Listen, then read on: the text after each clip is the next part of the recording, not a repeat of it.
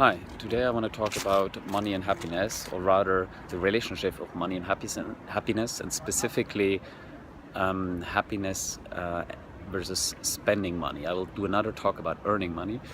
And I think an important point is to see that money is a means goal, not an end goal. So money is a tool to achieve other goals, like happiness, like experiences that lead to happiness. And it's funny that everybody's focused on, or most people are focused so much on making money, and then when it comes to spending it, you kind of really see irrational patterns. So you might splash out on buying a car or a house, hundreds of thousands, and then when it comes to, let's say, for example, when I lived in Brazil, there were places where you weigh your food. So you pick whatever food, and at the end you pay per kilo. And so people would pick things that are light and relatively expensive as type of food because they would get a better deal, rather than picking the things that they really, really enjoy.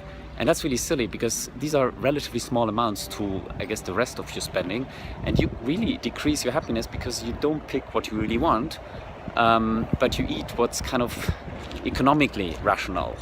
Another example, I think, is the opposite, where for example, a taxi takes an extra tour, so you end up spending 50 cents more, $1 more, €1 more, and you get really angry with the taxi driver. So obviously that's money you could have saved without getting additional benefit, but your level of increased anger basically will lower your happiness. So it's much better to just move on rather than getting in a fight, because the amount is really little, and if you want to save money, you should focus on the things that really matter and not the 50 cents. There is this saying that in German, when you don't value the cent, is not worth the dollar.